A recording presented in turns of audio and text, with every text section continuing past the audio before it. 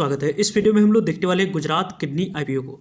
Gujarat kidney IPO के बारे में बात करें तो इस आईपीओ में आज आखिरी दिन अप्लाई करने के लिए समय रखा गया। तो डे 3 की अभी तक की जो नंबर ऑफ टाइम सब्सक्राइब हुई है उसके according latest grey market premium किस तरीके से कैसे कारोबार करते हुए दिख रही है, साथ साथ इस आईपीओ में क्या अप्लाई करके यहाँ पे मिस्टेक आप लोगों ने किया है या इस आईपीओ में अप्लाई करके जो रिस्क है वो रिस्क को किस तरीके से कैसे यहाँ पे फैक्टर इन किया जा सकता है, ग्रे मार्केट प्रीमियम जो मोमेंटम है उसके अकॉर्डिंग क्या कुछ आने वाले समय में मेरी यहाँ पर रणनीति रहने वाली है, उनके बारे में इस वीडियो में डिटेल्स में बात करने वाले हैं। सो वीडियो को अंत तक देखिएगा और ऐसे ही daily IPO grey market premium से जुड़ी अपडेट के लिए चैनल को सब्सक्राइब कर लीजिए। साथ ही कमेंट्स में टेलीग्राम ग्रुप का लिंक दिया गया है, वहाँ भी जुड़ सकते हो टाइम पे अपडेट के लिए। फर्स्ट ऑफ ऑल यदि हम लोग गुजरात किडनी आईपीओ की बात करते हैं तो गुजरात किडनी आईपीओ में आपको अप्लाई करने की अपॉर्चुनिटी 22 दिसंबर से लेकर 20 दिसंबर तक यहाँ पे रखा गया।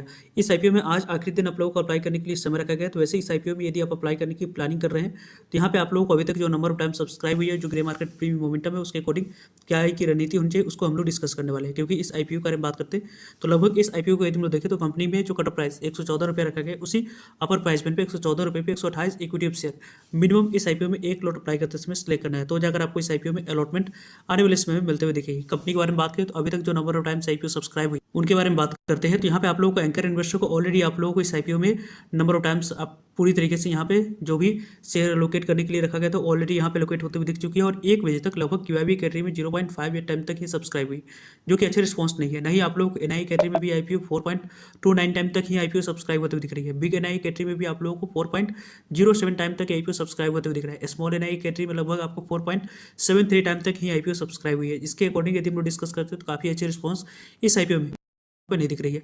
एनआई कैटेगरी की बात करते हैं उसमें आप लोगों को 4.29 टाइम तक सब्सक्राइब हुई है। स्मॉल एनआई बिग एनआई दोनों को मिलाकर रिटेलर्स कैटेगरी में आईपीओ पूरी तरीके से ओवर सब्सक्राइब हुई, 15.25 टाइम तक जो सब्सक्राइब होते हुए दिख रही है। उसके पीछे की वजह है कि टोटल इस साइज की 10% तक ही शेयर रिटेलर्स के लिए रिजर्व रखा गया था। इसके कारण से आईपीओ इतने number of times IPO subscribe होते हुए दिख रही है।